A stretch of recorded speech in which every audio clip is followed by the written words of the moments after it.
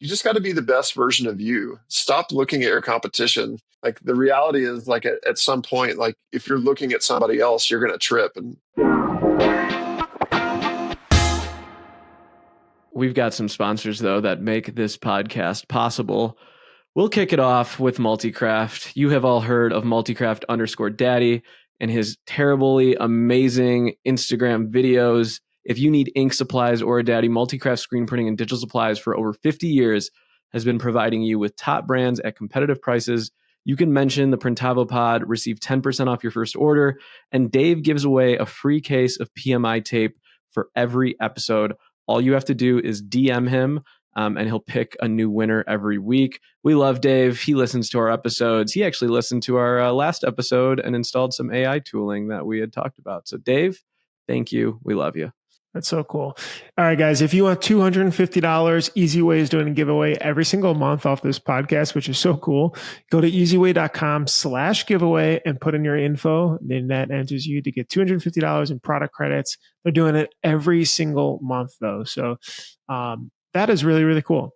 Easy Way, they're making reclaiming screens a whole lot easier with their systems, chemicals, and equipment. Plus, they've got some incredible people that can be able to help you and problem solve. And I know, Stephen, you shared me some really cool educational stuff that they're got on their website too. So easyway.com/giveaway. Put in your info. All right. Are you ready to take your custom apparel to the next level? Stahls is the leader in heat printing solutions. Whether you're a small business just starting out or an established brand that's scaling, Stahls makes the hustle easy. They're here so you can simply heat press and profit. Get the equipment, transfers, and support your business needs to start smart and stay ahead. We use them for a lot of like patches, a lot of their 3D stuff. They're always coming out with new and improved ways to heat press. So visit stahls.com today. You can save 20% off your next DTF transfer order using the code HUSTLER20. Thanks so much, Stahls. And we'll be at Stahls' facility in Michigan next week, Detroit suburbs or something. So maybe we should do a pod from there or something. We'll do one after it. Anyway, that'll be pretty exciting. GraphX Source. If you need a solution to improve efficiency and reduce costs in your art department, GraphX offers industry leading outsourcing options. Campus Ink runs some number of artists there. I don't know the exact number. Nick's going to text me after, I'm sure. Handling SEPs, mockups, creative work, digitizing, and a lot of back office admin. They've been doing this for over 40 years. They've been around for quite some time. They've got offices all over the place. Pretty big company. And Stephen visited one of their offices recently. That was really cool. Use the code PrintavoPod24. That gets you 50% off your first vector, SEP, or digitized order at graphxsource.com. All right, let's jump on in. Mr. Brett Bounds joining us today. Steven's joining us today. I'm joining you guys today.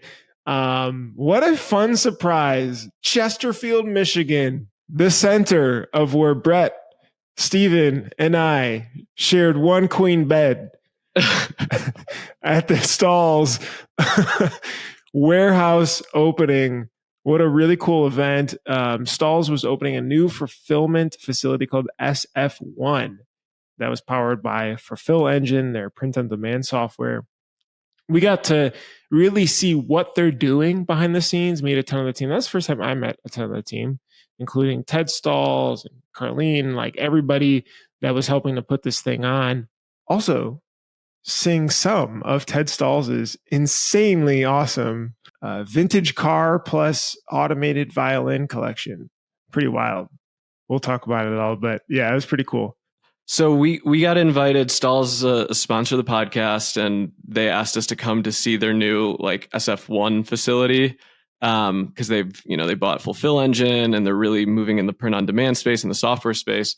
And so Bruce was like, "Let's go," and I was like, "All right, fine." And it was a quick flight from Chicago, and I didn't think anyone else was really going. Yeah, it wasn't super... I also did not know who was going to be there. And then there was a private party at the yacht club, and on Brett's Instagram, he's in Step Brothers yacht attire, like the Catalina wine mixer.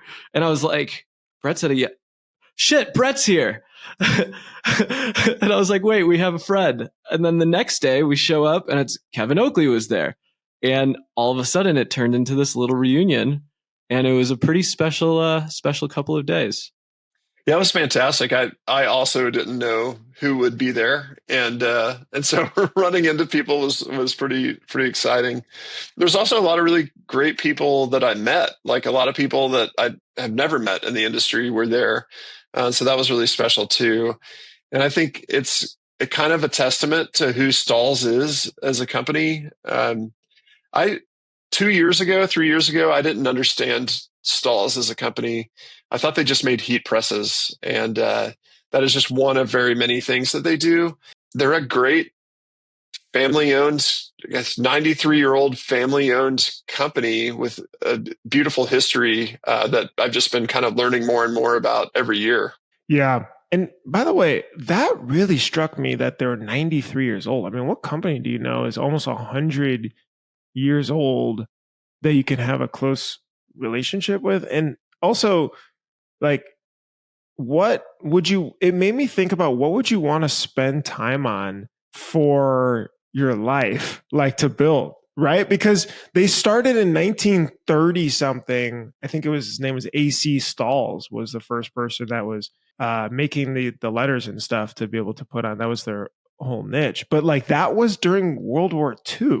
Like the beginning of World War, you know what I mean? Like this is kind of crazy for a company to have lasted that long and for each family generation to want to continue to iterate on it and continue to grow it that way. That blew me away. It's wildly impressive. Their revenue isn't public. I don't know what it is. I bet you it's, I don't know, I'm going to take a guess, close to $1 billion maybe.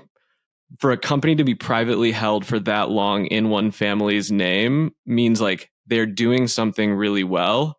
And I think when we kind of went there, you know about Stahls from their website, you know about vinyl transfers, you know, patches, but then you started to learn like under the hood, like Ted really worked on the heat press and wanted to bring that in domestically and make that, you know, affordable in every shop, and was working on that. It almost reminded me of Riley Hopkins' story, who's also a car guy, right? And like, I don't know if he was doing that in the 70s, but to bring that manufacturing in and then start to move into other categories, like they own Transfer Express, they bought TKO, the emblem patch company, right? So like they're making these like bets, and each one of the bets that they're making just seems like really smart. You're like, oh, that's super smart. And this newest bet that they're taking is in software, and really saying like, how do we get into the print on demand automation industry completely? So it's almost cool to see them just like evolving each chapter and each generation of their business. Yeah, I think that they obviously understand like that there's been a little bit of a hole in like the software piece of it. And Jason, who developed Fulfill Engine, created a really great way to fulfill online stores and get those orders to print providers. And they saw that opportunity, and basically, I guess it not only created really great software to connect to online stores, but also an opportunity to create a space for their partners who are printers. I was going to say, I think they understood that the industry was shifting to print on demand and heat applied, and they like doubled down on that. I think Carlene said at ThreadX, I have not seen a tidal wave of DTF like this. Like I've seen different industry changes. I haven't seen anything this extreme. And so it's like they saw something. And then I think what they realized is print on demand management is super hard. Like Printavo is not built for print on demand fulfillment, right? Like Bruce, you've always said like that's not what we do. And so like I think they saw that, and then they saw a new Bruce evolving, and they're like, wait, this is kind of our ticket to completely Jason is the new Bruce. Yeah, Jason is the new Bruce. He's the print on demand Bruce. He's the print on demand. He's Pod Bruce. But they were a small business, and they're like, we're just going to invest a ton into this. And it's crazy to see how quickly Fulfill Engine is sort of taking the industry by storm and like connecting all of these different dots. I mean, Brett, have you dabbled in print on demand and fulfillment? And Graphics Pro Charlotte November 6th through 8th, it is coming. Discover the latest technology and profit opportunities at Graphics Pro Charlotte. So if you're on the East Coast or if you happen to be over there, this is a great expo to go to. They've got new revenue streams in signage, apparel decoration, personalization, and more to be able to share. Tons of suppliers are going to be there. And you can start early too. So if you're there November 5th, they've got 2 exclusive workshops, Stahls Pro Day and Digital Technology Group's How to Start and Scale a Profitable Print Business. You could grab some of those best practices, especially if you're getting started in your shop. Help save a lot of time there. So whether you're in screen printing, embroidery, or engraving, Graphics Pro is where you go to grow your business. Use that code though, Hustlers, all caps, Hustlers, and that gets you free registration for the event. All right, back to the episode. We do fulfillment, and we have a lot of like bands and clothing lines that we inventory their products, but it's product they've already paid for. So we're kind of just acting like a 3PL over there. And then we have like some on-demand stores for a couple like smaller bands, but it's not some. Obviously, we can't do that as good as like Printful or Redbubble or a company like that. And so it's kind of a fun thing that we can do for some of our friends, but it's not very efficient. And so I actually went down to Charlotte and hung out at US Colorworks, which is kind of the beta site for Fulfill Engine, and just watched the software and watched what it does and to see how it connects from the online store to the decorator. And it's pretty impressive. It's really cool to see how they do it. I'm kind of curious to see more about all the things that can connect to it. Like obviously there's other store platforms like Order My Gear or Chipley that can connect to Fulfill Engine to be the provider of the product. And then also like for me as a decorator, as Printed Threads, the ability to say, okay, like I'm gonna sell shirts in this web store. I'm gonna print those shirts from the web store, but I want to be able to sell mugs too, and I don't make mugs. So, but like if I put them on this site that's connected to Fulfill Engine will find a provider that will make the mug for me and then ship that to the customer when they're ordering it. So like I'll ship the shirt from here, they'll ship the mug, and then the customer gets the products from the store. So I think that that's like a really interesting way of doing things. And then not only is it like, I think what we went to see was like everything under one roof, which basically SF1 has every print capability that Fulfill Engine offers all under one roof. So it's almost like a showroom. I don't know that they're going to be doing a crazy amount of fulfillment out of there as much as this being able to show how the process works. So that if you have a customer that's interested in doing these online stores and they're a big customer that does a lot of volume, you say, hey, let's fly to Detroit together. Let's go check out the SF1 facility. This is what will happen if you come online with us. And what Carlene was saying is they are doing some in-house. Majority is being subbed out through the Fulfill Engine network. So as in other print-on-demand providers connected into Fulfill Engine that are being able to handle the subcontracted work.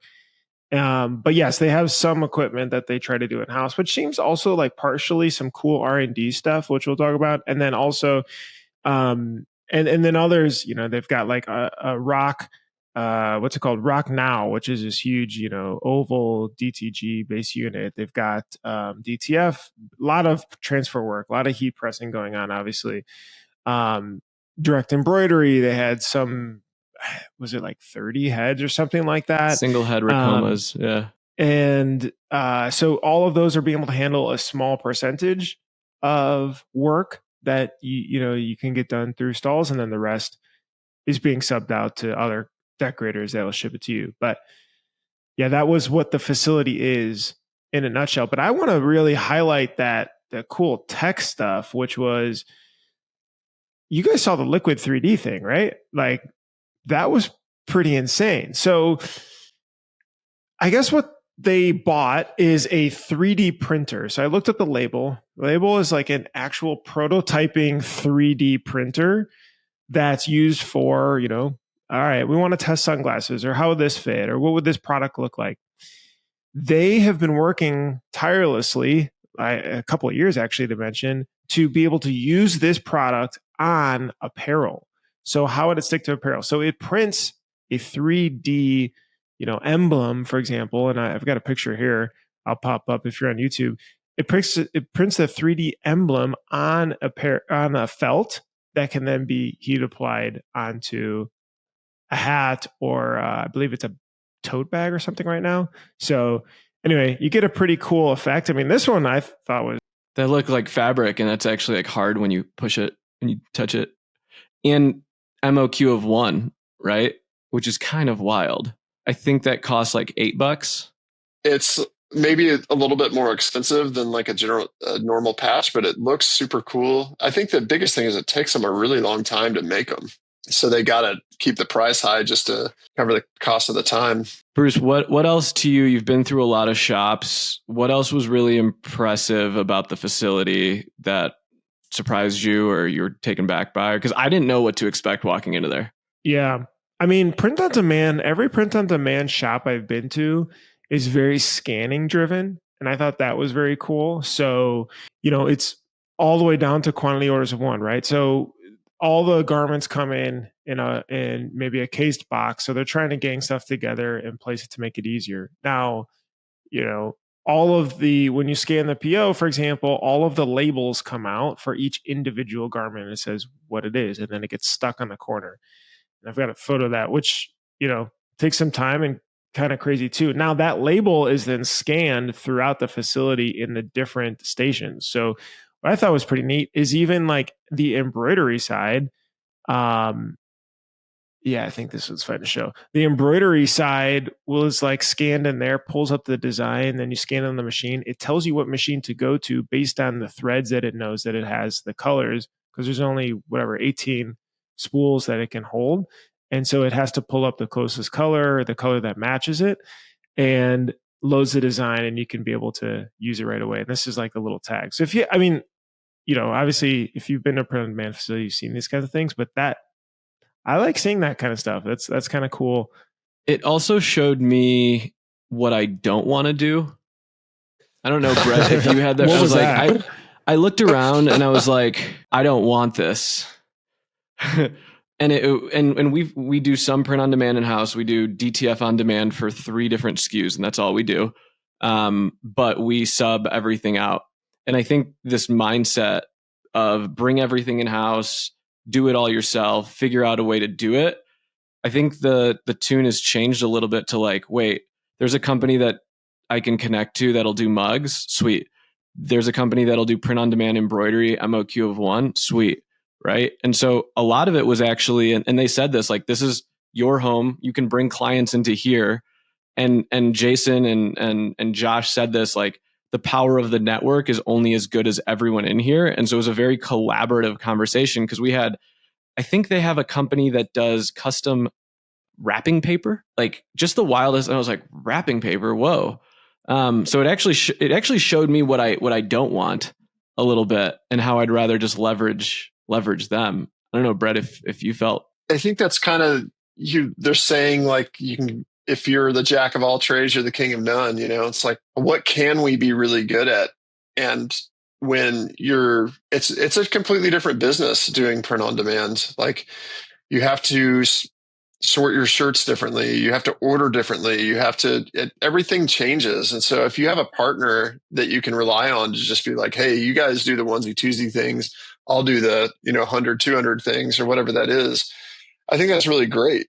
Because it's really hard to be profitable doing 2 completely different things, because you're managing your budgeting for time very specifically over here, and then when one of the people over here goes and helps over here, then suddenly like you're losing money because it's even like the idea of like having a retail print shop versus a contract print shop. You can't very well do both because you're paying a higher premium to do the custom stuff than you are the contract stuff. So I don't know. I think it's a really great way of creating a partnership. They also like serve our industry. So they're actively looking for partnerships for people that are really good at doing the print on demand stuff, which is not, like, I don't want to be good at that. I'm just going to say it.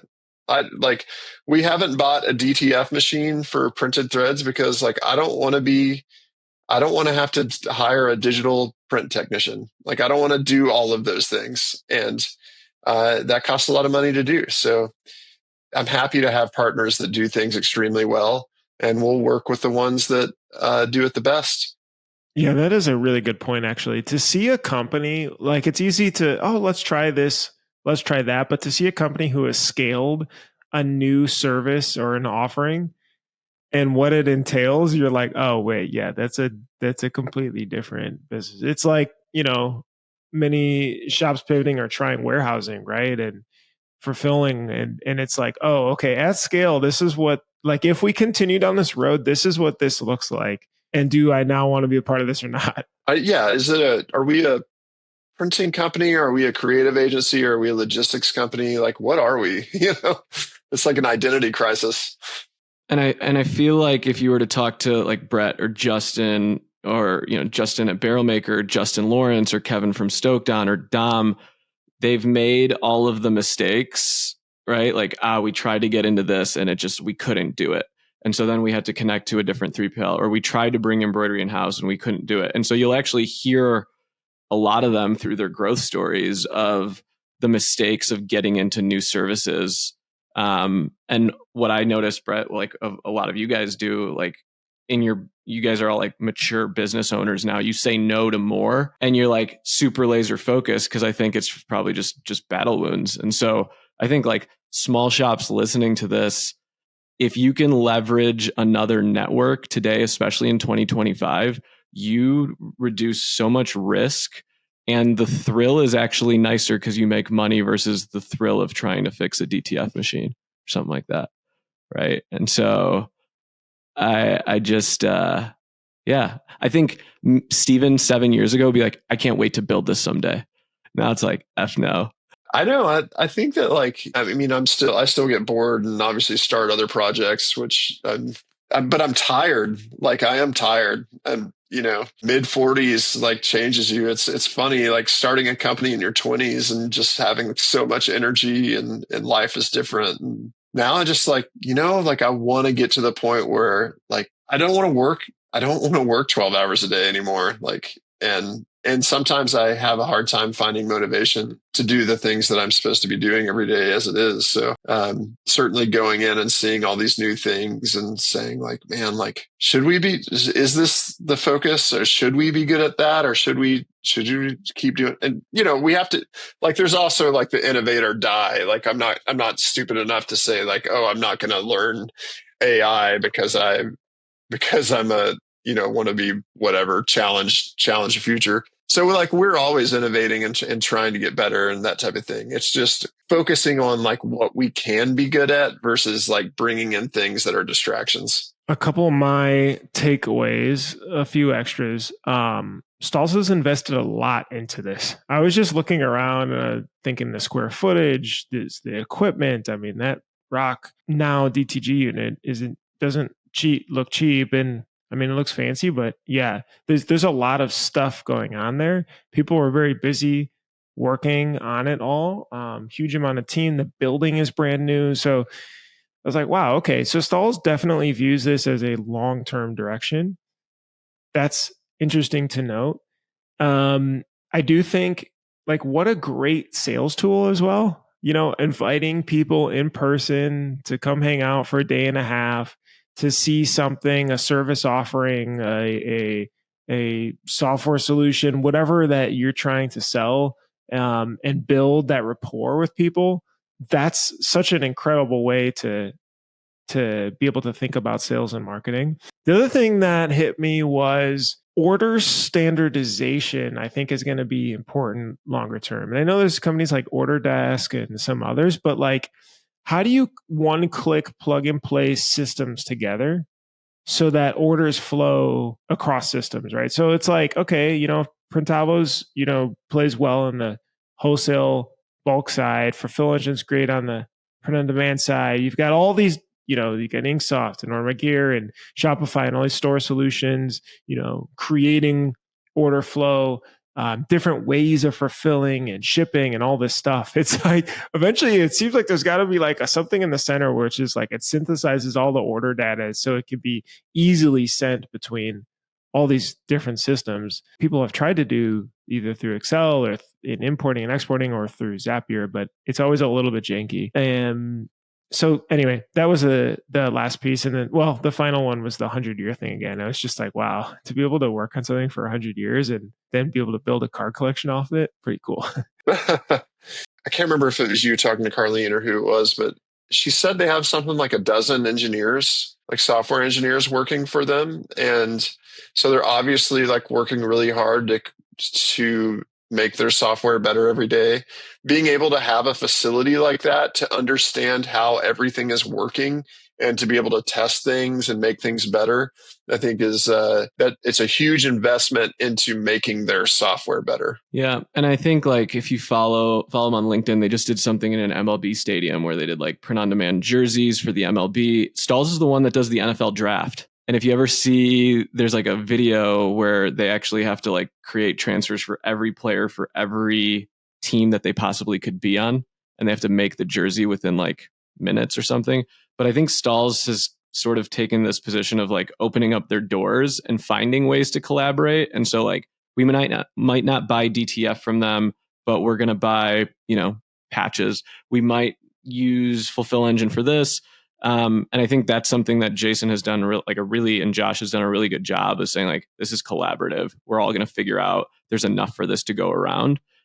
Which I think is pretty cool. I could definitely feel that tune, which like I didn't feel that a couple years ago, 3 years ago. I didn't know much about Stahls. So it's pretty cool to see them on stage a little bit. Yeah, Josh is a really good guy. And it's funny, I've gotten to know him over the last couple of years. And I feel like there's a lot of people in our industry that have been like very territorial, or like, it's always the Ford versus Chevy type conversation. And one thing I've tried to get across to a lot of our suppliers is like they don't have any idea what competition is like. It's like you have like one competitor or two competitors. You know what it's like to own a screen printing shop? You know how many competitors we have? We have thousands. Literally, like in the old complex where Printed Threads used to be, there were 3 screen printing shops. And we were the one in the back. So it's like, how do we compete against that? And so you just got to be the best version of you. Stop looking at your competition. Like the reality is like at some point, like if you're looking at somebody else, you're going to trip and you need to be focused on making your company the best it can be. And I feel like that's something that Stahls has really done is like, there is no competition for what they're doing. They're doing something completely different, Well, thanks Stahls team for inviting us out. We appreciate you. We'll borrow some of the cars, Ted. If you're listening to this anytime, we'll make it up to Chesterfield again. And Print Hustlers, we appreciate you guys being able to join us. And we'll see you at Print Hustlers Conf. Head to madelab.io to grab your tickets. All right. See you in the next episode. Thank you so much for listening. Hopefully that was informative. Don't forget to subscribe. Don't forget to like. Don't forget to hit the bell for notifications if you enjoyed this video. If you enjoy all the stuff we're putting out, it's really helpful. We love to just be able to see it. That means that we're doing a good job. To subscribe, hit the bell for notifications, and hit the like button. And I'll see you in the next episode. Bye.